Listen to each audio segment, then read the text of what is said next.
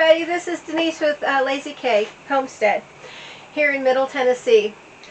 Today I'm in my greenhouse and I started some seeds Monday.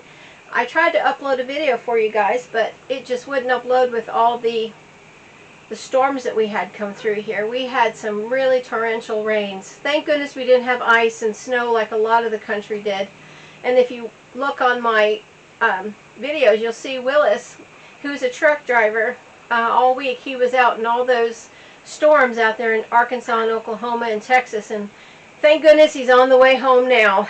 So I'm so thankful and blessed that because I always worry. That's what happens, you know. But anyway, the life of a truck driver. You never know what Mother Nature's going to throw at you. But like I said, Monday I had started some seeds, and I did all my cabbage and my broccoli, and I did some peppers and cauliflower, some lettuce, and a couple tomatoes, because we wanted to start a couple that I already had just so we can have some big tomato plants to grow in the greenhouse. Well, and that being said, I don't want you not having a greenhouse to deter you from not trying to grow your own seeds. Growing your own seeds is really, it's fulfilling, and it's a challenge, and it's kind of a neat success if you can do that, because you start from the seed to the plant to the harvest. And you can grow seeds anywhere. I used to grow in my back bedroom. Willis put grow lights, which are fluorescent lights. He hung them from the ceilings for me, and I had 2 tables back there. And we had some big windows, and I grew seeds back there for many years. And last year he surprised me with finishing the greenhouse. And like I said, he's a truck driver, so when he gets a little time off every weekend, which is not usually a full 2 days, he does as much as he possibly can on this homestead just to keep it going. I do as much as I can, but he does a lot of the big work. So we together put this greenhouse up, finished it, and this is my first year of growing seeds in the greenhouse, starting them in the greenhouse. Last year I had them started in the back bedroom, and I brought them back out here to the greenhouse. And I will have to say, it was just amazing how much better everything did in this greenhouse with the greenhouse effect and, you know, the condensation and the warmth that you have in the greenhouse. It's a little chilly in here today. I've got some grow lights, well, heat lamps I should say, up top here just to keep the chill off. We're in for a couple nights of 20 degrees, so I'll have to keep those on. Keeping a greenhouse warm is not conducive to being frugal, that's for sure. Because there's nothing insulated in here, so it all just kind of, what can stay underneath this 6-ply plastic, and then the rest just kind of goes out. So you have to decide what's important. But anyway, I also wanted to talk a little bit about container gardening, which is fantastic. And if you live somewhere where you don't have access to a community garden or a garden plot at your home, you can use containers and grow cabbage, broccoli, whatever your heart desires, you can grow. And if you don't like the look of a 5-gallon bucket, they've got these wonderful grow bags. And these are black. I've seen them in a couple other colors on Amazon. That's where I bought these. And I believe I got the 5-gallon. This is a 5-gallon container full. It'll hold 5 gallons of dirt for $20. I believe that's what it was. I bought them last year. And I have carrots, and I've got onions in them right now. So whatever you dream to put in here is what you can grow. If you do grow cabbage and broccoli, make sure it is in a 5-gallon container, because they do have a long root. The root is about that long, and they'll have a big beautiful top with the cabbage, broccoli, cauliflower. Those are the, and also greens like collards or anything like that. They also have a really long taproot.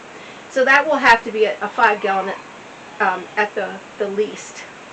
So I think you can buy 10-gallon bags too. I've seen them before, but I've only done these 5-gallon, and they've done wonderful. You can have them outside too. It doesn't have to be in the greenhouse. I just have them in here because of our weather. And we usually have pretty cold weather up here on the Cumberland Plateau. We're in zone 6B, and that's pretty cold. I'm on top of a mountain. as they say in Tennessee. So I just also wanted to share with you, I got my new plant markers in. This is 1,000. I've already taken one of the pinks out, but that's 1,000. And it came with 2 permanent markers, garden markers. I got these on Amazon too. I found that was the best place, the best price. They're very good. They don't bend. I mean, you know, they're stable, and the markers are wonderful. 1,000 of these, $19, 21 with Tennessee tax. Free shipping if you have Amazon Prime, that we do, because I have a lot of things shipped here because we're so far out in the country. So that is something special. So I'm going to go ahead and change out all these markers that I had. The other day when I was doing this, I only had the wooden Popsicle Sticks. These are kind of the big craft ones you can get at Dollar General, which work great. My only drawback on these is in the past, even with a Sharpie, if the moisture seeps up into the wood, because it is porous and it is organic, it will sometimes smear what you wrote. And if you have a lot of seedlings like I do, you want to make sure you remember where everything is. So I'm going to go ahead and change all those out today with these plastic, and I'm going to start with pink. I wish I had purple because that's my favorite color, but pink is next, then green. So I'm going to do that. And also, I had to get trays, more trays, for my plant pots, because I've been asked to grow all the flowers for a local company in my local town. And so I needed to get some of these, and this was pretty good. Trays are expensive, like everything has gone up. So these were 10 for $31. So then that was tax and everything, so it's about $3.10 per tray, but you can put 18 in here. If you have single packs like this, 18 of them. And I'm going to put 4 packs in there, so that'll, I'm not going to do the math, but that's a lot. So, that being said, I'm going to go ahead and start with these.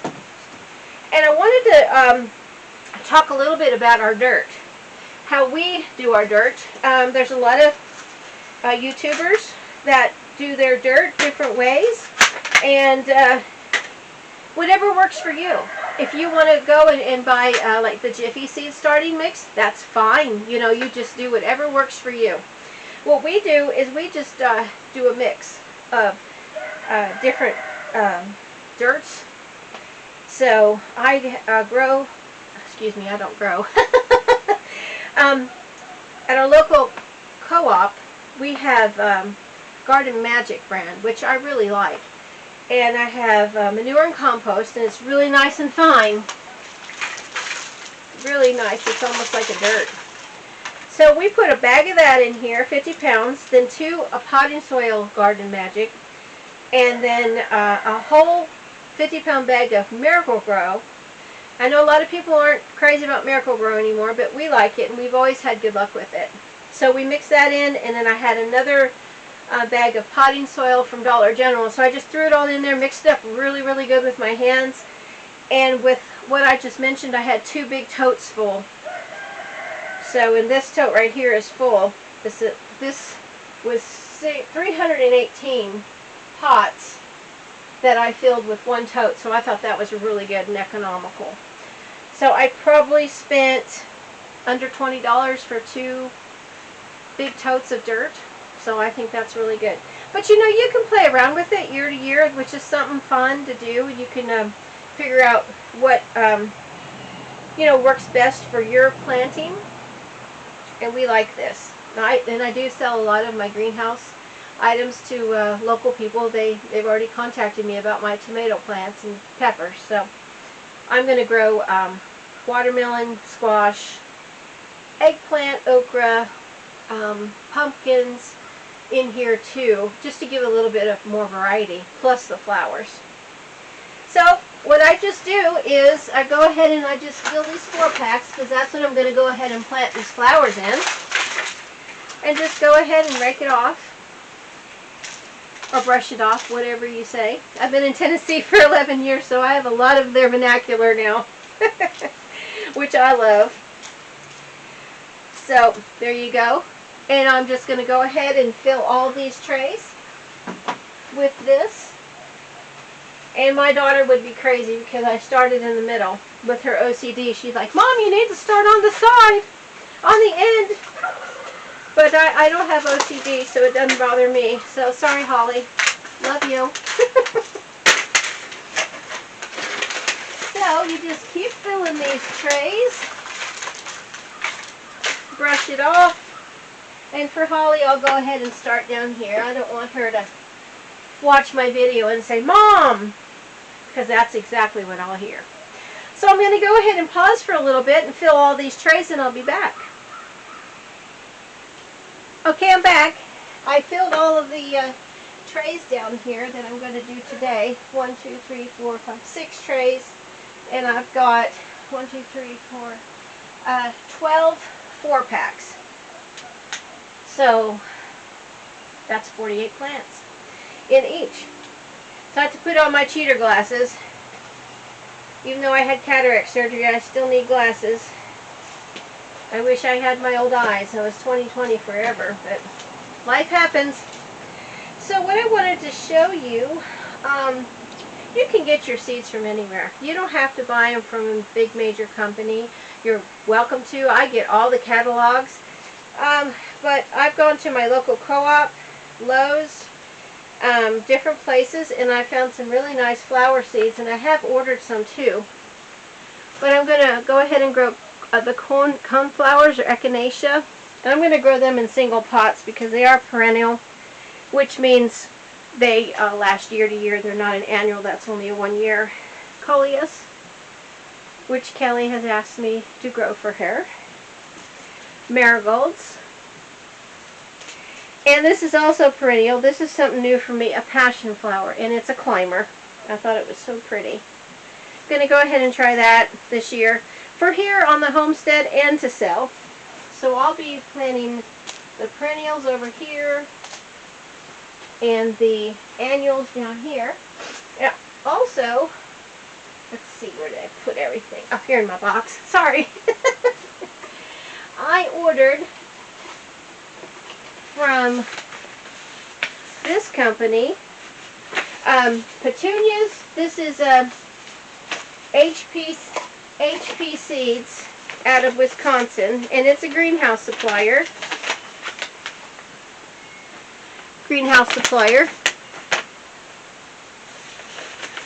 And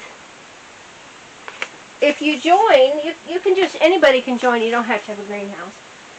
They do have really good prices on large quantities of seeds. I got 500 petunia seeds. They have a catalog. You can ask, order, and it'll come to your house or go online. hpsseeds.com. And they got really great prices. For those kind of flowers, they have veggies, things like that too, and supplies. But you know, I just think you need to just look around and see where the best price is. That's what I do. So with that being said, I'm going to go ahead and plant some of these seeds here. See if you guys can see me down here. Yep, there we go. A little far away. Let me see if I can zoom you in a little bit. My camera, I'm looking for a better camera, so hopefully you'll be able to... Yeah, I don't guess so. You really can't see. Okay, here I'm back. Zoom you in a little bit. I moved the tripod back.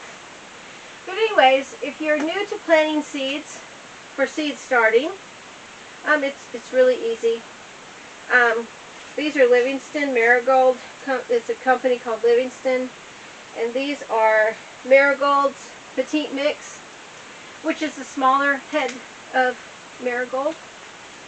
And what I do, and let me scoot back here, start back here so Holly will be happy. Go ahead and, with my finger, this is what I gauge planting seeds. With my finger, I go down about that far, and then I cover lightly with soil. So we'll go ahead and start that. And I just go ahead and poke the holes down that far. and start. And marigold seeds are pretty big, so you can handle them. I try to do, well, my rule of thumb has always been 2 in each hole, because you want to make sure that they do germinate. And with marigolds, it's fine if you have more than one. With veggies, like tomatoes or peppers and stuff, you really need to go in there and take a pair of scissors and cut back if you have maybe 2 or 3 seeds that grew in each one of your pots, because survival of the fittest in the plant world is what happens. And there's going to be weaker ones and one really strong one. So I hate to have to cut them back, but it's a whole lot easier on the plants and stress-wise if you just go ahead and cut them and just throw it away. Because transplanting seedlings doesn't, I mean, you can do it, and I've done it before. I've grown in a great big tote, like the one I've got sitting right here with me. I don't think you can see it, but it's a great big tote. I filled it with dirt, and I planted cabbage seeds one year because I was experimenting just to see if I could transplant the cabbage seeds into bigger containers after they came up. And yes, you can. I mean, yes, you can. You can do it with anything. But it's a big undertaking, and it takes a lot of time and effort, and it is a lot of stress on your plant. But, you know, everybody does things their own way, and like I said, I've said quite a few times in this, you know, experimenting and see what works for you and what is successful is the name of the game. Now, I'm not going to bore you guys with planting all these, but what I did want to tell you was, as soon as everything is planted, you go ahead and just lightly cover back over your seeds. Make sure they're in the ground and they're covered. You don't have to press down or anything, just lightly cover them. And you want to go ahead and take some water, and if you have a watering can, that's great. I made this myself from a cat litter jug. I washed it out, of course. And what I did was I poked holes in the top. See if you can see that. Poked holes. And I filled it with water. And I just go ahead and drench my flowers, which is what I've got here. Or I'll do it up here so you guys can see up here. This. And look how it comes out really nice. And it actually, this is 4 packs I'm doing up here too. And it hits every one of them. And I think I've got 8 holes in there. So that's about all the water you need to start the germination process. Now, getting back to the plant stakes, I'm going to put my glasses on again. You go ahead and you, of course, I guess I could have unwrapped this first, but let's see. I'll get one out. All right. Now, what I do for my plant stakes is I write on here what it is, of course. I also write the days to harvest, and I write days because to me, I know what that means. And then if you want to put the days to germination on there, I usually do whatever it is. Most of the time it's 5 to 7 or 7 to 10 days, depending on what seed you have. So with these, and a lot of that information is going to be right on your packet of seeds. Now this one here is marigold. And it says 5 to 10 days germination. And it tells you if you start indoors, which would be the greenhouse, 4 to 6 weeks before last frost.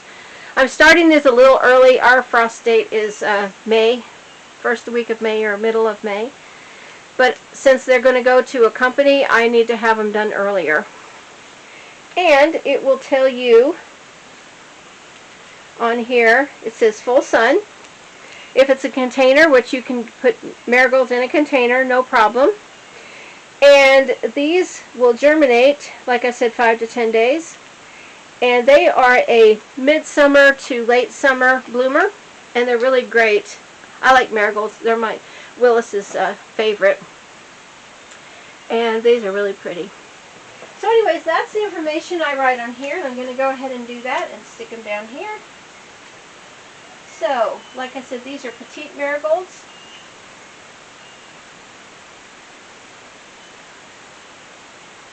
And I have to tell you, this is the first time I have written with this new pen, and it is wonderful.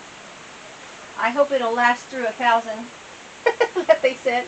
They said a big fat marker too, but I don't think I'll be using that. So I'm going to do 5 to 10 for germination, and you can put G next to that. However you want to do your abbreviations, that's what's good to me. And on here, it's 45 to 60 days maturity. So that's to harvest if you're doing veggies or maturity. So I'll go ahead and write 45 to 60 days. And that tells me when to expect them to bloom. So that should be just about right. The end of April, when I want to go ahead and deliver them to the company that I am growing them for. So I hope you guys like that. And now, you can go ahead and stick these in here. The dirt is not going to affect this garden marker that came with it. It says it's a garden marker. And you just go ahead and you put it down in there. And that's going to be my marker for every one of them. For now, I'll go ahead and put, because they are 4-packs, I'll go ahead and put one in